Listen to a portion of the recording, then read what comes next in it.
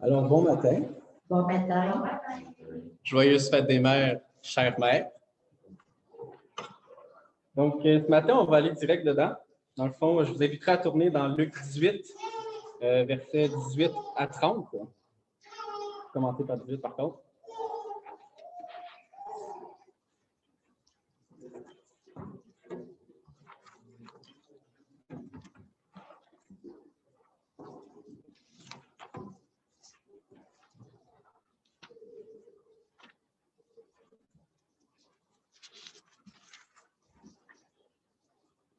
C'est la parabole de l'homme riche et, dans le fond, l'héritage de la vie éternelle. C'est ça. C'est un peu le passage, en fait, c'est le passage clé de la prédication ce matin. Dans ce passage clé, deux versets clés, c'est le 29 et 30 sur laquelle on va plus parler et qui va être un peu le centre également. Donc, on va commencer. Donc, verset 18. Un chef interrogea Jésus et dit: Bon maître, que dois-je faire pour hériter la vie éternelle? Jésus lui répondit: Pourquoi m'appelles-tu bon? Il n'y a de bon que Dieu seul. Tu connais les commandements. Tu ne commettras point d'adultère, tu ne tueras point, tu ne déroberas point, tu ne diras point de faux témoignages. Honore ton père et ta mère. J'ai, dit-il, là on parle de l'homme riche qui parle à Jésus, observé toutes ces choses dès ma jeunesse. Jésus, ayant entendu cela, lui dit: Il te manque encore une chose. Vends tout ce que tu as, distribue-le aux pauvres, et tu auras un trésor dans les cieux. Puis viens et suis-moi. Lorsqu'il entendit ces paroles, il devint tout triste, car il était très riche. Okay. Jésus, voyant qu'il était devenu tout triste, dit qu'il est difficile à ceux qui ont des richesses d'entrer dans le royaume de Dieu. Car il est plus facile à un chameau de passer par le trou d'une aiguille qu'à un riche d'entrer dans le royaume de Dieu. Ceux qui l'écoutaient dirent: Et qui peut être sauvé? Jésus répondit: Ce qui est impossible aux hommes est possible à Dieu. Pierre dit alors: Voici, nous avons tout quitté. Nous t'avons suivi. Et nous t'avons suivi. Et Jésus leur dit: Je vous le dis en vérité, il n'est personne qui, ayant quitté à cause du royaume de Dieu sa maison, ou sa femme, ou ses frères, ou ses parents, ou ses enfants, ne reçoivent beaucoup plus dans ce siècle-ci et dans le siècle à venir la vie éternelle. Si on regarde premièrement les deux derniers versets, donc 29 et 30, on voit qu'il y a trois aspects, il y a trois choses qui peuvent ressortir. C'est, parmi tant d'autres, dans le fond, il y a une action, il y a un motif et il y a une promesse. La promesse étant un double, dans le fond, il y a deux promesses, mais formulées en une, dans le fond, pour 2 siècles. L'action, c'est de quitter, donc, c'est quelqu'un, donc, qui quitte sa femme, ses enfants, sa famille, peu importe, ses parents. Donc, il quitte des personnes, il faut qu'il abandonne quelque chose pour un motif particulier. Excuse-moi, y a-t-il quelqu'un qui traduit? Ah, ok, excuse-moi, ma tante, je l'avais pas vu. Donc, c'est ça. Donc, il y a un motif et il y a une promesse qui est en deux parties. Donc, ok, c'est ça. Comme tu disais, dans le fond, l'action, c'est de quitter. Donc, on quitte la famille, on quitte quelque chose, quelqu'un, des personnes. Et le motif, c'est le royaume de Dieu. Et remarquez que c'est le seul motif que Jésus donne ici. Il aurait pu en donner d'autres, mais il n'en a pas donné d'autres. Il en a donné un. C'est pour le royaume de Dieu. Et la promesse, elle soit temporelle, donc physique, pour aujourd'hui, là où on vit, et le siècle futur, donc la vie éternelle, qui est pour plus tard. L'action doit être faite pour le bon motif, et c'est seulement si c'est fait pour le bon motif qu'il va avoir des récompenses, que la promesse va s'accomplir pour la personne. Donc, les trois viennent ensemble. On ne peut pas en avoir un sans l'autre. Si l'action n'est pas faite, la promesse ne s'applique pas. Si l'action n'est pas faite pour la bonne cause ou le bon motif, il n'y a pas de promesse non plus. On va peut-être récolter quelque chose dans ce siècle-ci, mais si on le fait pour le mauvais motif, on ne sait pas ce qu'on va avoir après, dans le fond. Donc, la promesse ne s'applique pas. Il va avoir le résultat parce que c'est une bénédiction que Dieu donne pareil, mais la promesse n'est pas là.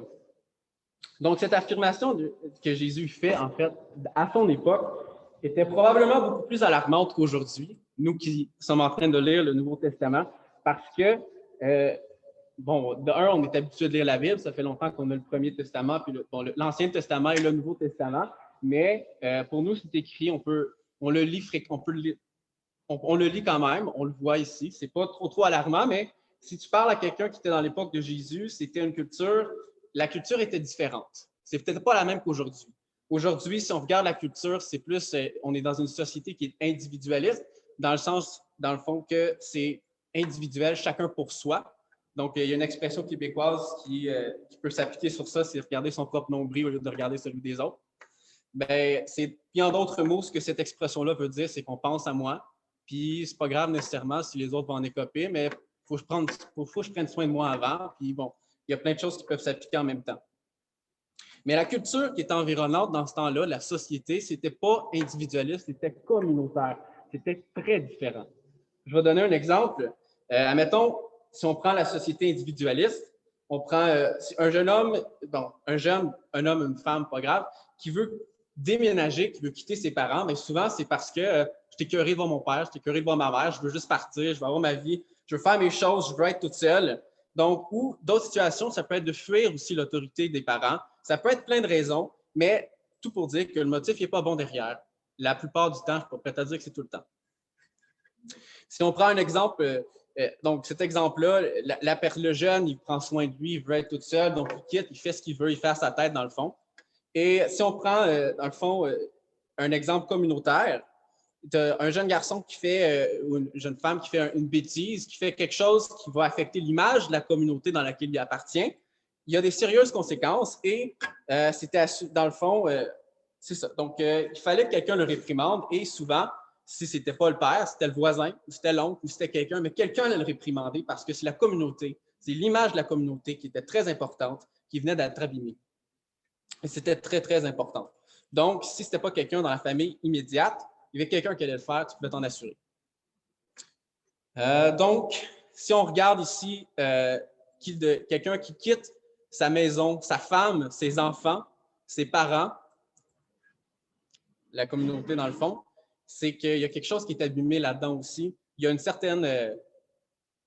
t'es mieux d'être sûr que c'est pour le royaume de Dieu parce que tu viens d'abîmer l'image de ta famille, tu viens d'abîmer l'image de ta communauté parce que c'était pas nécessairement bien pris si quelqu'un pouvait quitter pour une autre raison qui n'était pas valide ou que les gens ne pouvaient pas trouver, mais valide nécessairement ou, j'oublie le mot, là, mais qui était à la hauteur de vraiment quitter, d'abandonner, parce que dans le fond, quitter, il y a un certain sentiment probablement d'abandon qui va se créer en quelque part.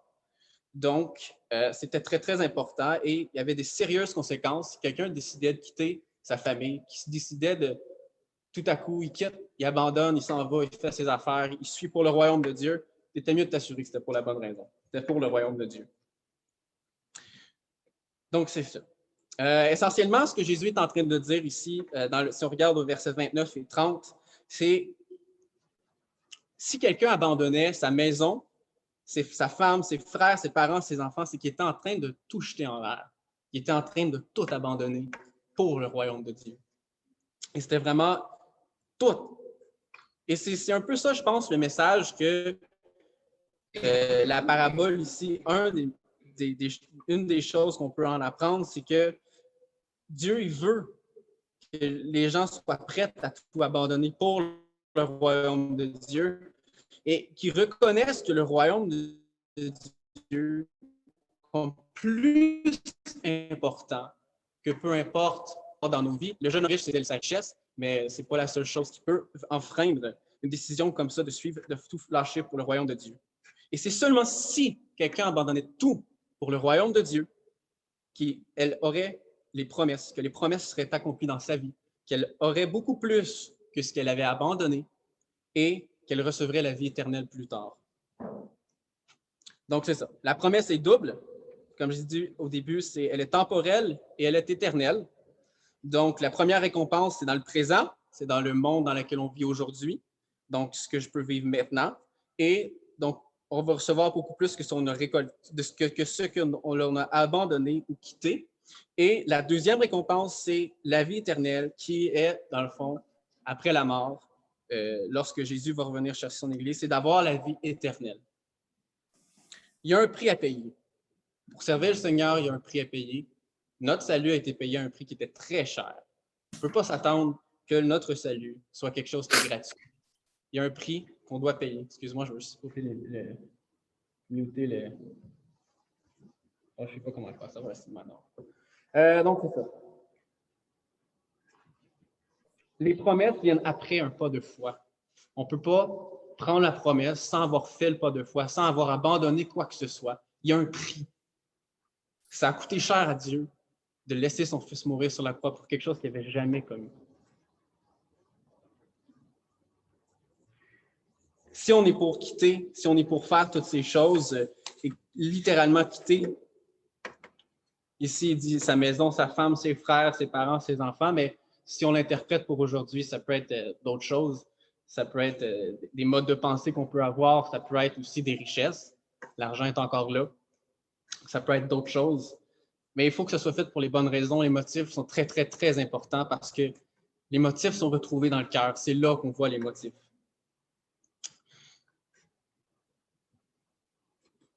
Donc, c'est cela. Ça demande un pas de foi.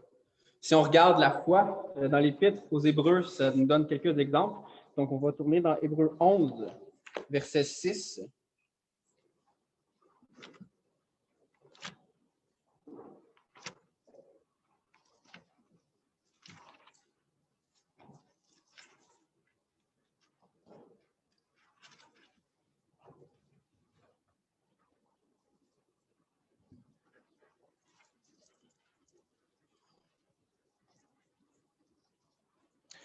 Donc, on va commencer au verset 6 et on va finir. J'ai quelques versets, 3 environ, mais on va commencer avec le 6. Donc, le verset 6, dans le fond, vient vraiment expliquer c'est quoi la foi. Et dans le fond, ça dit: Or, sans la foi, il est impossible de lui être agréable, car il faut que celui qui s'approche de Dieu croit que Dieu existe et qu'il est le rémunérateur de ceux qui le cherchent.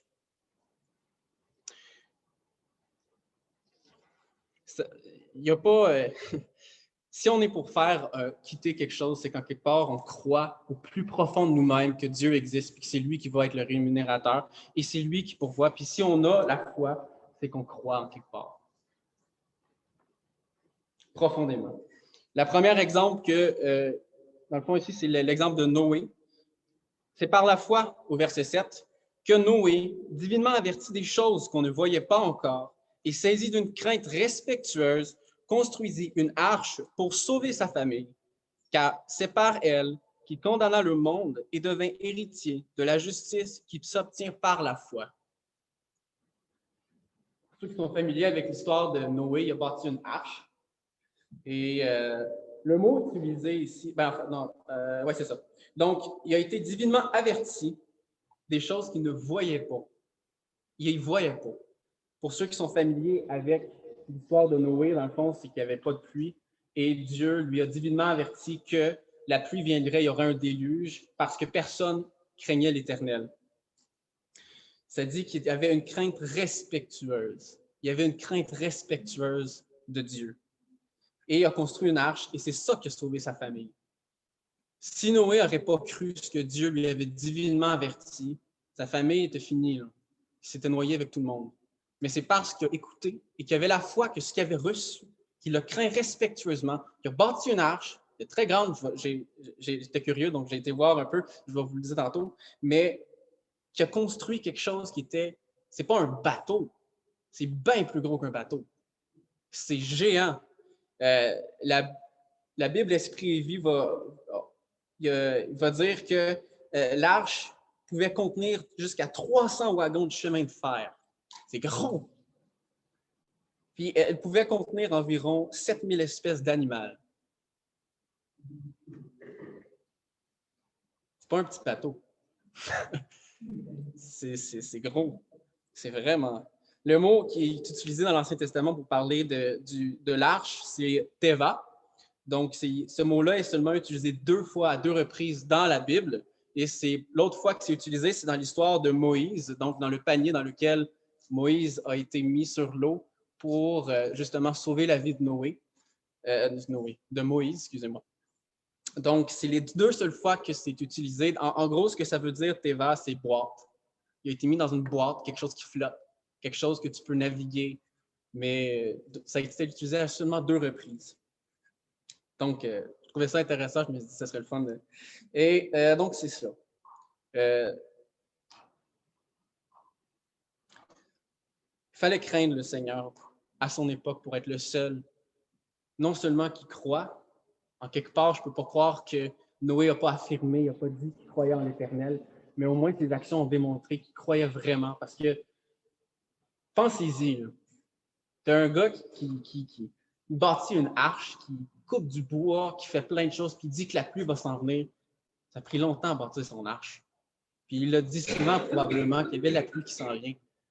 Puis il l'a fait pareil. Même si, pendant qu'il allait le construire, on ne sait pas s'il y avait de la pluie ou pas, mais ça prenait de la foi pareil. Là. Tu bâtis un arche, tu donnes tout ton temps, ton énergie, qui n'était pas jeune, là, qui était le seul.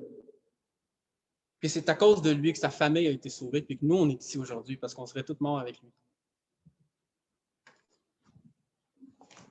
Il y a aussi l'exemple d'Abraham. Dans Hébreux 11, attends une minute. Oui, c'est ça. Donc, 11:8, c'est par la foi qu'Abraham,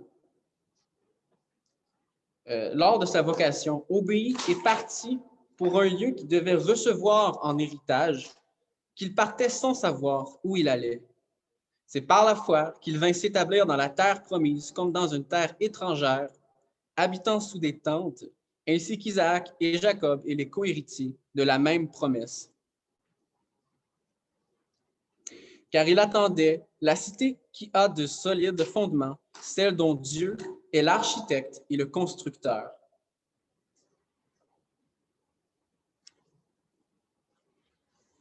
Et si on va au verset 12 après, c'est pourquoi d'un seul homme, déjà usé de corps, naquit une postérité nombreuse, comme les étoiles du ciel, comme le sable qui est sur le bord de la mer, qu'on ne peut compter.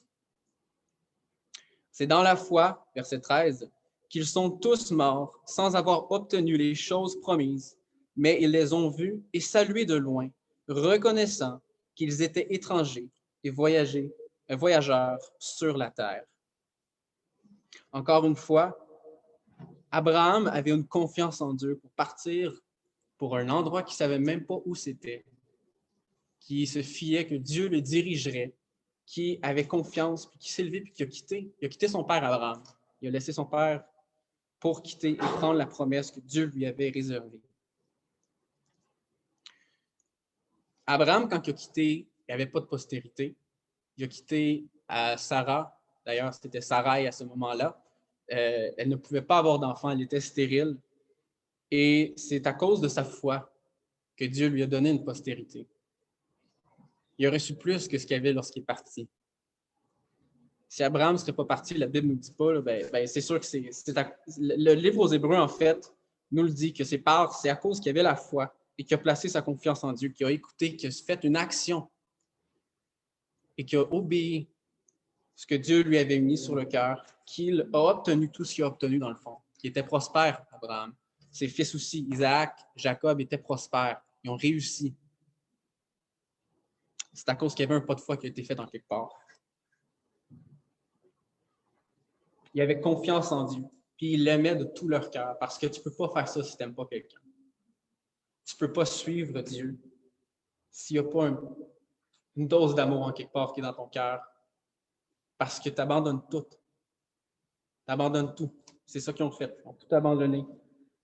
Et dans le verset 13, Abraham a quitté tout. En fait, ça dit que tout le monde a quitté et on agit par la foi sans avoir obtenu les choses promises.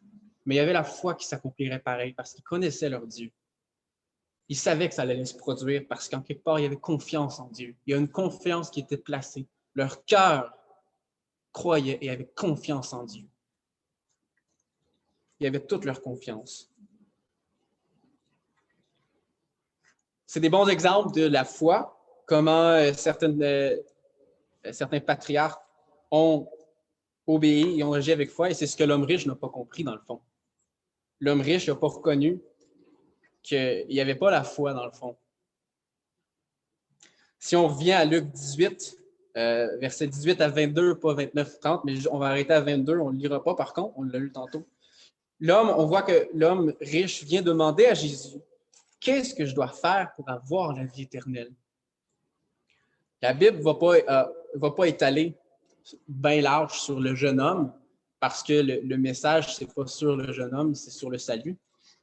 Mais la Bible ne nous dit pas qu'il était juste là pour venir se justifier, s'il était juste là pour dire Hey, regarde, moi j'ai écouté les commandements, puis je suis justifié dans le fond, puis je suis fier de l'avoir fait, je suis fier de l'observer, parce que c'est pas tout le monde qui observe les commandements depuis leur jeunesse, mais moi je l'ai fait. Fait que moi, je pense que je suis correct. Ça reflète plus l'orgueil que d'autres choses. Mais on ne sait pas si c'était ça le motif dans son cœur et on ne sait pas pourquoi le jeune homme est venu. Mais on peut croire une chose, c'est qu'en quelque part dans son cœur, il y avait un certain doute qu'il n'y avait pas la vie éternelle. Parce qu'il y a quelque chose qui l'a poussé à venir poser cette question à Jésus pour demander s'il devait faire quelque chose pour la vie, avoir la vie éternelle. C'est parce qu'en quelque part, il n'était pas convaincu. Son cœur n'était pas convaincu. Peut-être que dans sa tête, ça faisait du sens, mais son cœur, il y avait un doute en quelque part. Puis en quelque part, c'est parce qu'il n'était pas capable de se convaincre que peut-être qu'il l'avait. Il fallait que quelqu'un lui dise. Il fallait qu'il justifie en quelque part. Jésus va lui dire les commandements. Puis, donc, c'est ça. Donc, si une personne observait les commandements à l'époque de Jésus, il était techniquement sauvé parce qu'il était sous l'ancienne alliance. Jésus va ensuite, après que le gars dit que j'ai tout suivi, j'ai tout fait, j'ai observé ses commandements, Jésus va lui dire qu'il manque une chose. De vendre tout ce qu'il a, c'est sa richesse qu'il doit mettre de côté. Mais vous remarquerez que lorsque Jésus ici parle des...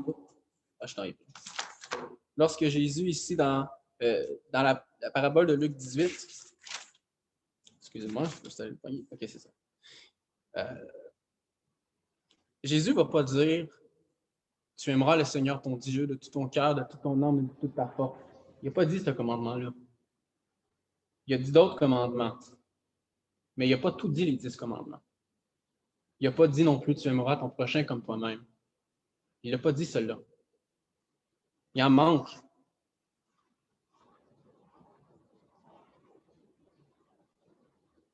Jésus ensuite l'invite à le suivre. Il l'invite à le suivre, puis l'homme, c'est là qu'il se retourne tout triste, puis qu'il retourne chez lui.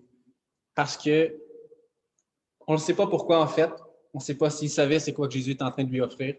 On ne sait pas si c'est parce que ce que l'histoire nous dit, c'est qu'il ne voulait pas laisser sa richesse, il ne voulait pas vendre et donner tout aux pauvres. Mais c'est parce que Jésus lui demande, puis en fait, il lui demande son cœur, puis il lui dit que ton cœur n'est pas dedans. Tu le fais tout correct. Tu fais les bonnes choses. Tu obéis, tu les observes, c'est correct. Mais si ton cœur n'est pas dedans, tu n'as pas la vie éternelle.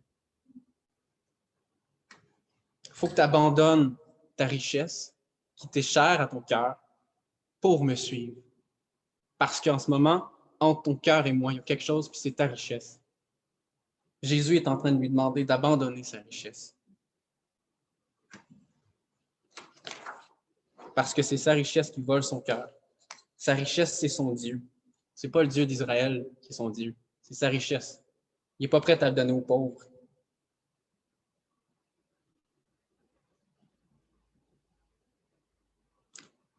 Mais si ce jeune homme riche devait abandonner sa richesse, il devait le faire pour la bonne raison. Jésus ne l'a pas obligé à le faire la décision parce que ça ne venait pas de son cœur à lui, au jeune homme. Jésus ne pouvait pas l'obliger. L'homme est retourné chez lui parce que dans le fond, il n'était pas prêt à faire un pas de foi. Il n'était pas prêt à quitter, à faire le deuil, à lâcher.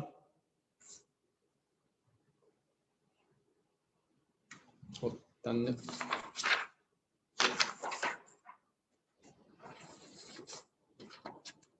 okay.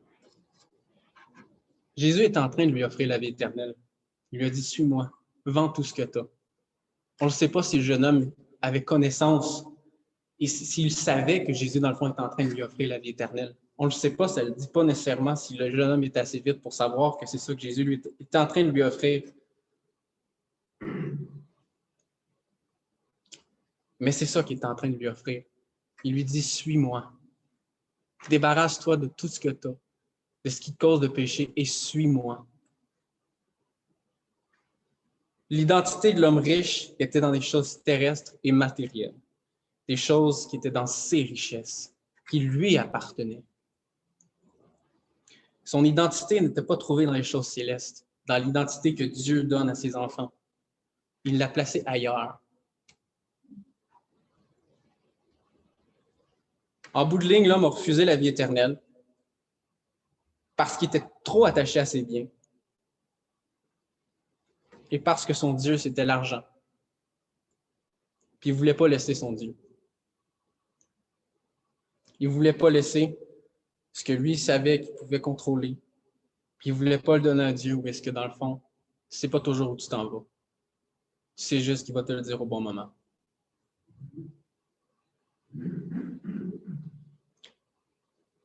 C'est pas tout. Jésus est aussi en train de lui demander s'il croit en lui. Parce qu'abandonner tout ce que l'homme a, ses richesses, ça veut dire qu'en quelque part, il croit que Jésus est le Messie, qui est le Sauveur, qui est celui qui est venu sur terre pour nous racheter, comme parlait Grandpa ce matin, pour nous sauver.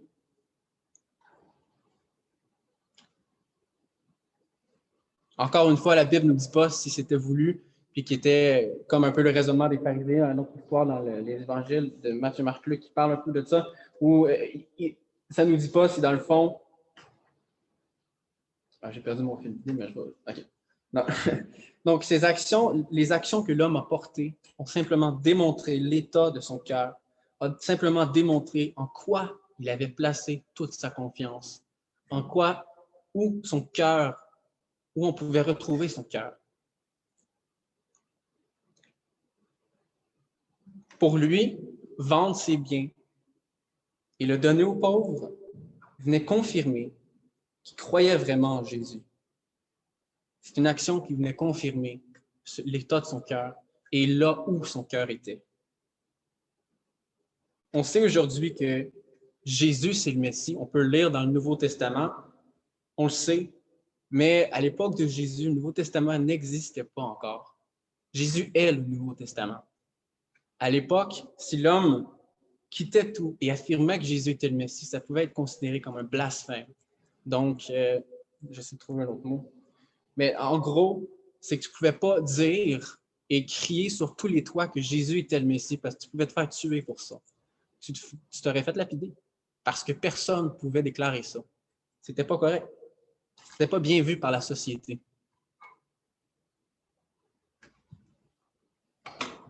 Jésus nous demande la même chose aujourd'hui. Il nous demande de croire en lui. Pas par notre intelligence, mais par notre cœur. Il veut que notre cœur croie complètement en lui. C'est malheureusement la chose qui est la première à prendre le côté, parce qu'on ne connaît même pas nos cœurs. C'est la Bible nous le déclare qu'on ne le connaît pas, notre propre cœur. Les évangiles de Matthieu, Marc et Luc, je ne sais pas si Jean c'était la même chose, mais ils ont été rédigés pas comme un texte original qui serait dans la Bible, qui serait retrouvé, mais l'évangile a été écrit pour que l'évangile, plusieurs siècles plus tard, parle à son lecteur. Les questions qui sont posées quand ça a été écrit, c'est que c'était quelque chose que les apôtres, quand ils l'ont écrit, voulaient que ça parle au lecteur. Pas Luc, pas Marc, pas Matthieu. L'épître parle au lecteur.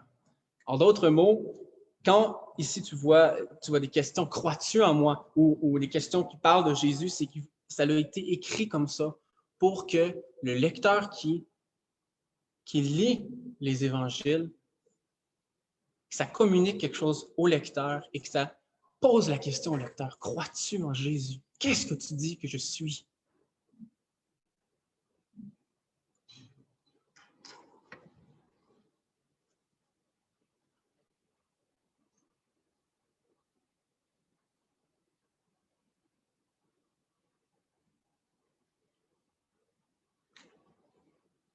Pendant que j'étais en train de faire du terrassement cette semaine, je mijotais vraiment sur ce passage de la parabole de l'homme riche et la vie éternelle.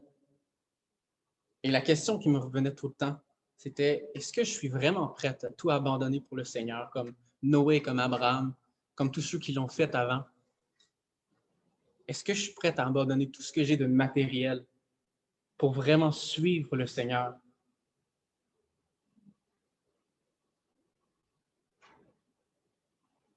C'est une bonne question qui mérite beaucoup de réflexion. Une autre question qui m'est venue, c'est est-ce que tu suis Jésus? Ton cœur. Est-ce que ton cœur suit Jésus?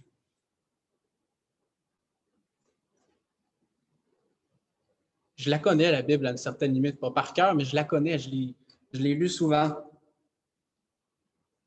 Mais mes actions ne démontrent pas tout le temps que je le suis, Jésus. Démontre pas mon cœur, je peux le déclarer, je peux le dire. Mais mon cœur, est-ce qu'il déclare par lui seul que je crois vraiment en Dieu, que j'ai placé ma confiance, que mon cœur a placé sa confiance en Dieu? L'homme riche était certain qu'il était droit, qu'il était sauvé probablement, parce qu'il a suivi les commandements, il les a observés. Mais lorsque le choix lui a été offert de suivre Jésus, de tout abandonner, il l'a refusé. Il ne l'a pas fait. Il est retourné à ce qu'il y avait. La seule chose qui est différente, c'est qu'il était triste. Pour lui, le coût était trop élevé. Il était trop attaché à ses biens.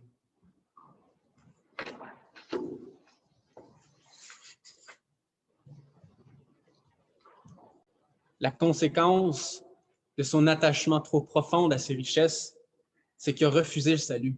Parce que Jésus est en train de lui offrir le salut, dans le fond. Il est en train de lui offrir la vie éternelle.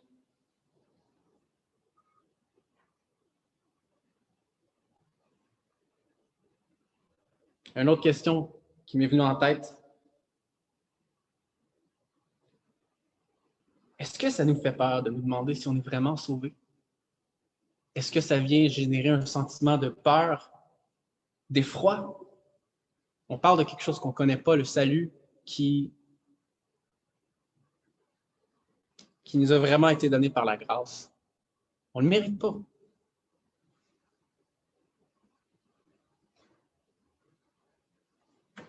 Je me suis posé par après une question j'essayais de répondre à la question, puis je méditais sur mon cœur, puis je me suis dit, c'est vraiment très, très profond comme question, et je me suis posé la question après, j'ai dit, est-ce que je me convainc moi-même que je suis sauvé?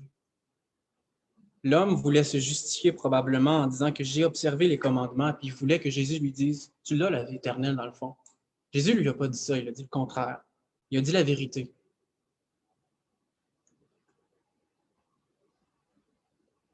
Est-ce que j'essaie de justifier mon salut des fois? Est-ce que vous essayez de justifier votre salut des fois? C'est une bonne question à se poser parce que c'est une question importante à avoir une réponse quand même. C'est tellement facile de le dire, oui, Jésus, je crois en toi, tu es mon Seigneur, je crois que tu es le Sauveur. Jésus ne demande pas de faire une décision qui est rationnelle, il ne demande pas de faire une décision qui est logique.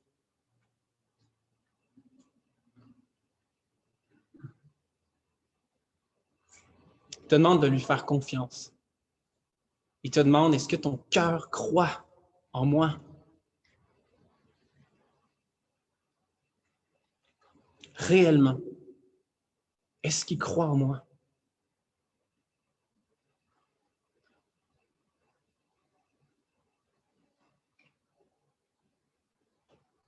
Il manquait une chose au jeune homme, c'était son cœur. On ne sait pas s'il savait ou s'il ne savait pas. On ne sait pas s'il avait connaissance que, dans le fond, il n'y avait pas les bons motifs. Il le faisait pour les mauvaises raisons. Probablement que même lui, il ne le savait pas. Ça prenait quelqu'un pour lui dire que son cœur n'était pas à la bonne place. Si quelqu'un vient nous le dire demain matin que mon cœur, ton cœur, tes actions, peut-être tu devrais garder ça, peut-être ton cœur n'est pas à la bonne place, est-ce qu'on peut le prendre? On va-tu choisir de prendre ce que cette personne va nous dire, puis que ça nous exhorte et que ça va façonner notre foi, que ça va nous rapprocher de Dieu, de Jésus, puis que ça va nous pousser à y faire vraiment, réellement confiance de tout notre cœur. Jésus n'a pas dit « je veux en partie ton cœur, je veux en partie telle chose », il veut au complet.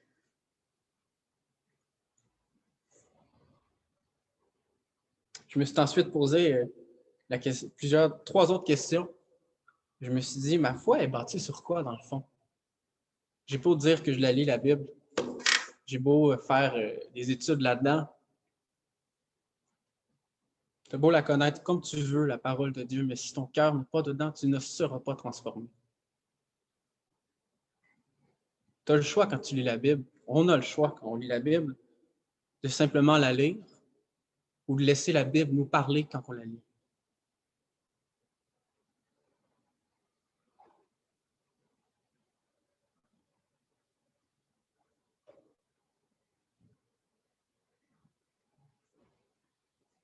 Quand on parle de notre salut, est-ce qu'on ressent un besoin de justifier notre salut pour qu'on mérite le salut? Est-ce qu'on ne devrait pas? On ne devrait pas avoir ce sentiment de « Ah, il me semble qu'il faut que je le justifie ou j'ai raison ou je ne sais pas trop. » On ne devrait pas avoir un besoin de justifier notre salut. Ça nous a été donné gratuitement.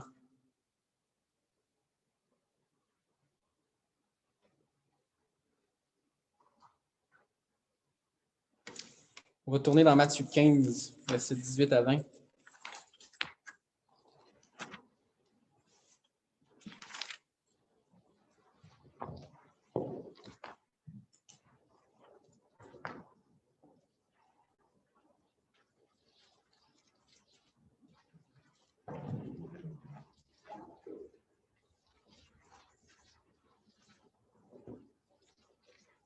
Donc, on va commencer au verset 18. Mais ce qui sort de la bouche vient du cœur, et c'est ce qui souille l'homme. Car c'est du cœur que viennent les mauvaises pensées, les meurtres, les adultères, les impudicités, les vols, les faux témoignages, les calomnies. Voilà les choses qui souillent l'homme. Mais manger sans s'être lavé les mains, cela ne souille point l'homme. Jésus est en train de parler ici, c'est une situation avec des pharisiens où est-ce qu'ils sont en train de critiquer le fait qu'ils ne s'est pas lavé les mains, ou je ne me rappelle plus trop si c'est... Ouais, je pense que c'est les mains, c'est ça. Et Jésus est juste en train de leur dire que leur focus est à la mauvaise place. Vous avez créé plein de règles, plein de choses que vous croyez qu'il faut suivre. Mais vous avez abandonné le plus essentiel.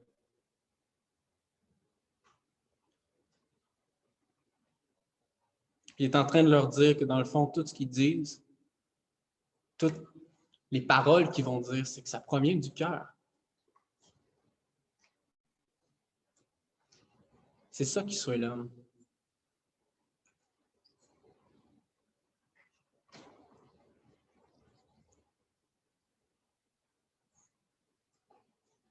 Je ne sais pas pour vous, mais moi, je suis vite à parler souvent. Puis souvent, je ne vais même pas réfléchir à ce que je vais dire. Mais je vais dire quelque chose, puis des fois, après avoir réfléchi, je me dis, ouf, finalement, c'était peut-être pas si pertinent que ça de le dire.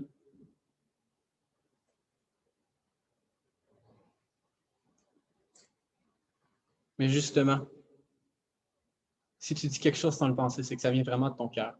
Ça démontre vraiment ce que tu as dans ton cœur, ou ce que j'ai dans mon cœur. Ça devrait nous pousser à vraiment réfléchir à, dans le fond, qu'est-ce qui est vraiment dans mon cœur?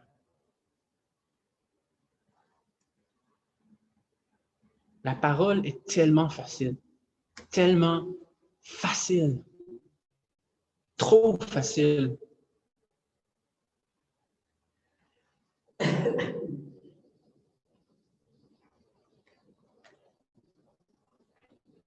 C'est important de s'arrêter pour voir, il est rendu où ton cœur? Mon cœur, il est rendu où? Parce que peut-être qu'on va réaliser que dans mon cœur, finalement, je n'ai pas placé vraiment dans le livre.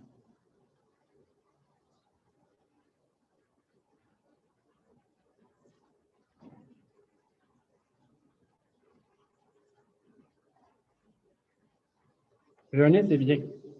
C'est bon de jeûner. La parole de Dieu nous enseigne que jeûner, c'est bon. Et je me rappelle tellement de fois que j'ai jeûné pour des choses. J'ai coupé la nourriture. Je me suis dit, Seigneur, je veux vraiment que telle chose dans ma vie change. Ça a changé pour un bout. Mais après ça, je suis retourné. Je réalisais que, dans le fond, les actions que je posais, la semaine après, c'était correct. Ça suivait ce que j'ai vraiment demandé. Puis Dieu avait répondu à mes prières, puis c'était gloire à Dieu, mais après ça, j'ai oublié. Je suis retourné à ce que je faisais avant. Et dans le fond, mon cœur n'était pas transformé. Parce que si mon cœur aurait vraiment changé, je n'aurais probablement pas retourné où j'avais été. Croire en Christ doit commencer par le cœur. Les actions vont suivre après, même sans qu'on ait y pensé, parce que le cœur est changé.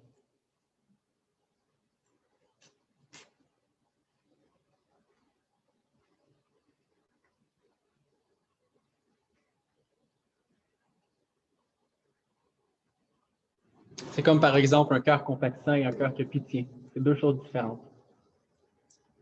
Le cœur compatissant, il va faire quelque chose pour changer une situation. Il va voir peut-être quelqu'un dans la rue et il va s'efforcer à trouver une solution, à voir s'il n'y a pas quelque chose qu'il peut faire, qui peut changer pour aider la personne. Il va mettre une action. Il va faire un effort. Un cœur qui a pitié va pleurer, peut-être pas avec la personne, mais il va pleurer pour la personne, mais il ne va rien faire pour changer quoi que ce soit. Il va avoir pitié. C'est tout. C'est la seule chose qu'il va faire.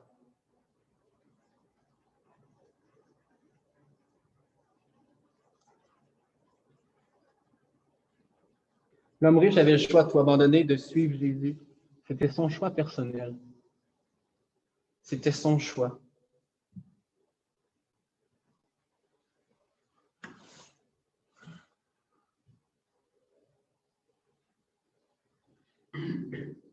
Ton salut ne peut pas être validé par les gens qui sont alentour, par l'Église que tu suis.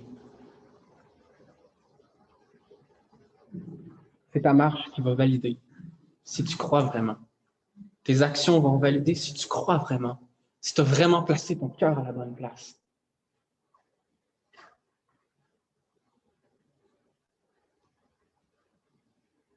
Il n'y a pas un frère ou une sœur qui peut sauver ou donner le salut. C'est Jésus qui l'a fait, puis il l'a payé cher le prix.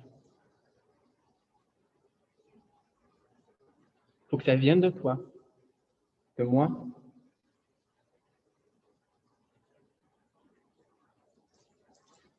Il faut que ce soit sincère, que ce soit intègre. Si on le dit, si je le dis, mais je ne mets pas d'action, je ne suis pas sauvé. J'ai fait un changement intellectuel, puis j'ai décidé de croire. Il faut toujours valider ce qu'on a dans le cœur parce que ça change tout le temps. On peut se débarrasser d'une chose à un moment donné, mais il y a quelque chose d'autre qui va venir, tu peux t'en assurer. La Bible nous l'enseigne de veiller sur son cœur plus que toute autre chose, parce que de là découlent les sources de la vie. Il ne faut jamais cesser de veiller sur son cœur. Et c'est une chose qui est très, très difficile à faire parce qu'on ne connaît même pas. Ça prend du temps, ça prend de la patience.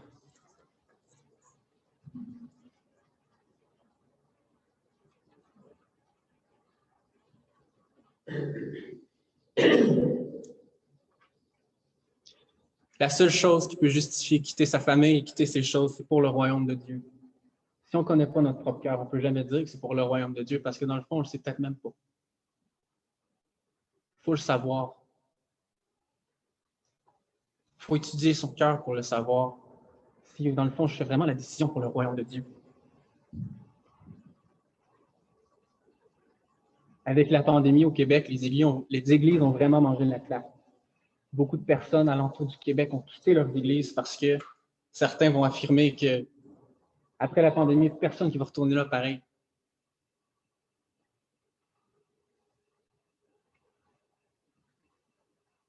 Il y en a d'autres qui vont quitter pour dire que je le fais vraiment pour des bonnes raisons, je le fais pour le royaume de Dieu, je le fais pour que le salut se répande. Puis il y en a d'autres qui ne vont juste pas le préciser non plus. Faites attention.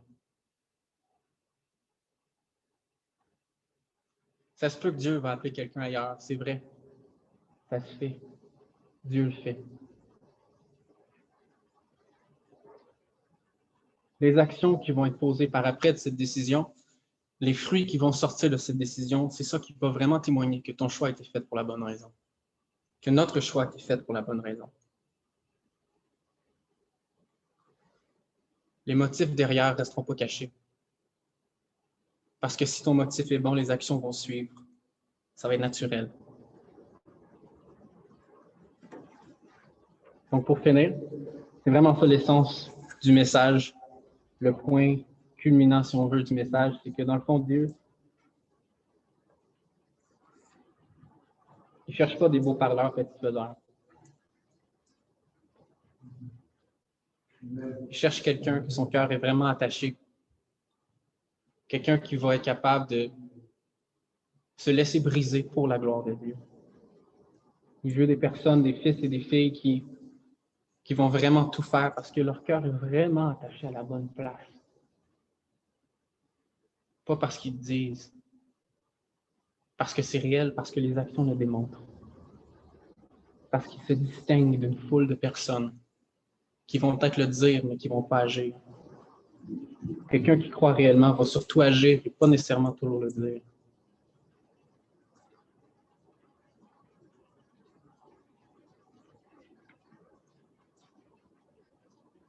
Essentiellement, c'est ça que ça veut dire, c'est vraiment de laisser aller tout ce qui n'est pas conforme à la parole de Dieu. Dieu se révèle au travers de sa parole, au travers de la Bible. Le suivre complètement, c'est d'abandonner certains modes de pensée, certaines choses dans nos vies. Ça peut être n'importe quoi. Tout ce qui t'éloigne de Dieu, dans le fond, c'est tout quitter. Tout. C'est profond. Tout. C'est l'entièreté de ce qui t'empêche. C'est 100%.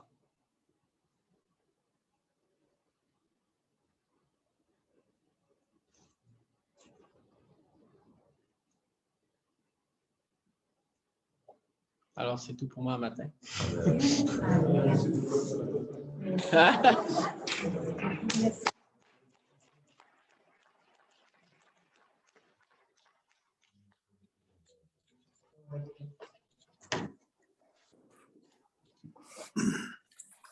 Hey, Joey.